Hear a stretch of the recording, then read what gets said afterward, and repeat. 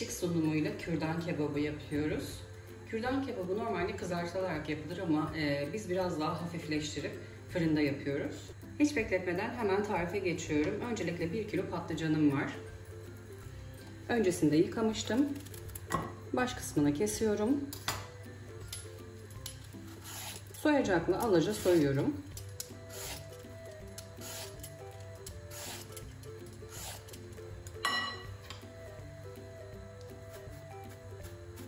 Sonrasında ince bir şekilde kesiyorum.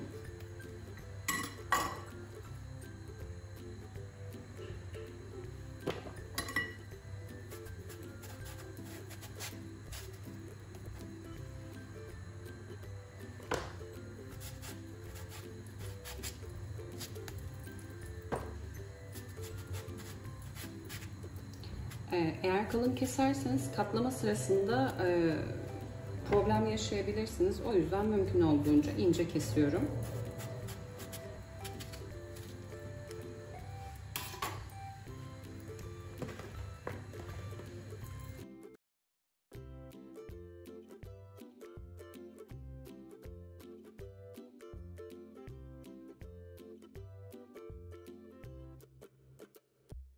Yine diğer patlıcanları da aynı şekilde alaca soyup kesmeye devam ediyorum.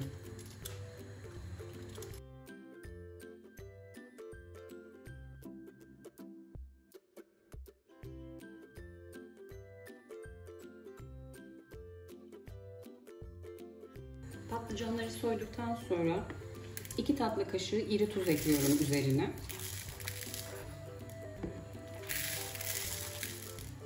Üzerine gelecek kadar soğuk su ekledim. Patlıcanın acısı çıkması için bu işlemi yapıyorum.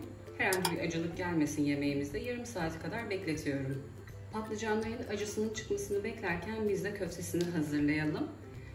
Kasemin içine yarım kilo 500 gram kıyma aldım. 1 tatlı kaşığı tuz ekliyorum. 1 tatlı kaşığı kimyon. 1 çay kaşığı karabiber. 1 çay kaşığı kırmızı toz biber. 1 çay bardağı ekmek içi. Yoğururken fark ettim ki soğan eklemedim. 1 tane büyük soğanı rendenin kalın tarafıyla rendeledim. İçine kattım. Şimdi iyice yoğurabiliyoruz.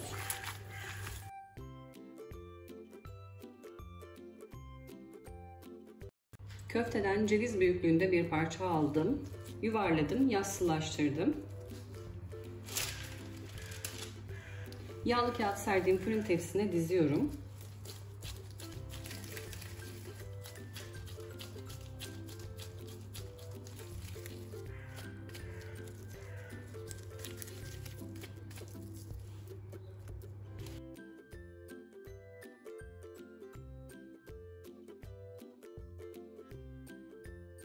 Köftelere şeklini verdikten sonra 200 derecede hafif bir renk alıncaya kadar pişiriyorum.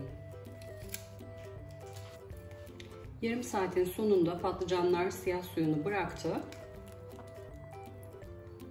Patlıcanları yıkayıp iyice süzüyorum. Patlıcanları iyice kuruladım. Yağlı kağıt serdığım fırın tepsisine diziyorum.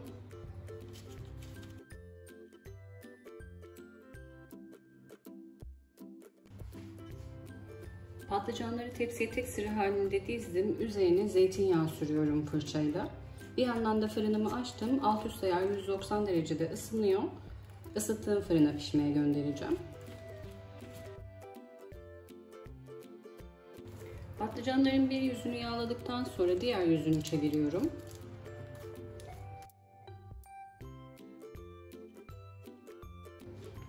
Yine ikinci yüzünü de fırçayla yağlıyorum. Çok az yağ sürüyorum. Çok fazla yağlı olmasını istemiyorum. Patlıcanları tek seferde pişirmek mümkün değil. 2-3 seferde, patlıcan sayısına göre 2-3 seferde pişiriyorum.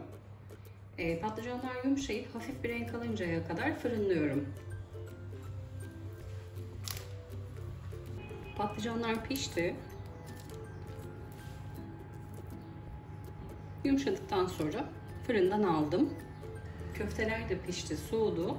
Hiçbir yağ eklememiştik. Bu işlemi tabii ki de ben fırında yaptım ama isterseniz tavada da kızartabilirsiniz. Tüm malzemeleri hazırladıktan sonra sıra geldi birleştirme işlemine. Bir tabağın içine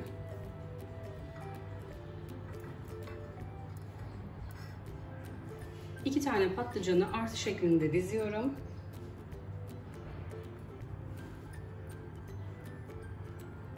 İlk olarak alttakini, sonra üsttekini, sonra da yandaki patlıcanları kapatıyorum.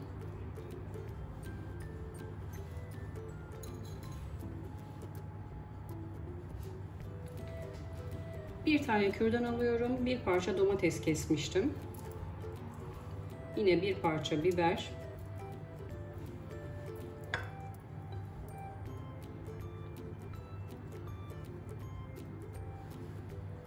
Üzerine batırıyorum.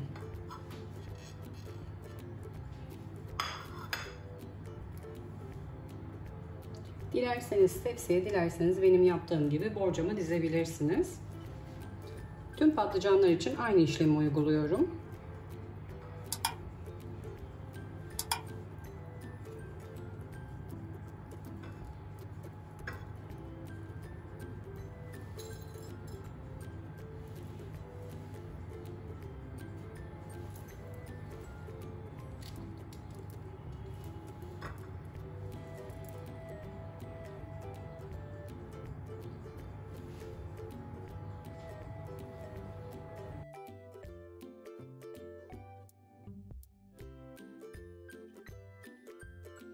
Patlıcanları sarmayı bitirdim. Patlıcanlarınız genişse köfte büyüklüğünü de ona göre ayarlamanızı öneririm. Kıymadan yaklaşık 4-5 tane köfte kaldı. Hepsini bitirdim. 1 kilo patlıcana yarım kilo kıyma tam geliyor. Üzerine sosunu da hazırlayalım.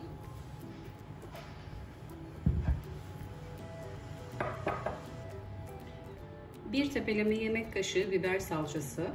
Yine bir tepeleme yemek kaşığı domates salçası. Dilerseniz sadece domates salçası ya da biber salçası da kullanabilirsiniz.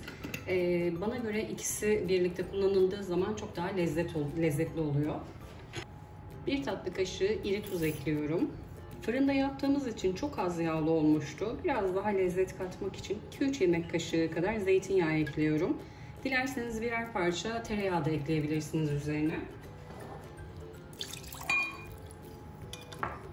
İlk olarak çok az suyla salçayı eritiyorum.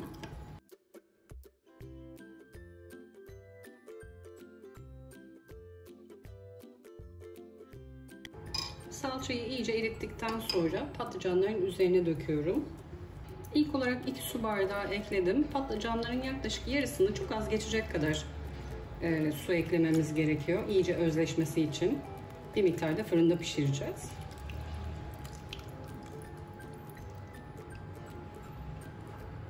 Yarım bardak su daha ilave ettim. Suyu biraz az göründü gözüme. Toplamda 2,5 su bardağı su kullanmış oldum. Alt üst ayarlı 180 derecelik önceden ısıttığım fırında birazcık suyunu çekip özleşene kadar pişiriyorum. Yaklaşık yarım saat 40 dakika arası fırından fırına değişiklik gösterebilir. Kontrollü bir şekilde pişirelim. Pişmesi için fırına gönderiyorum. Kürdan kebabı pişti. Suyu çok az kaldı. Şöyle göstereyim. Saate bakmayı unutmuşum. Yine dediğim gibi kontrollü bir şekilde pişirebilirsiniz. Yanına cacık, pilavla harika bir öğün. Mutlaka deneyin. İç dokusunu da göstermek istiyorum. Şöyle bir tane.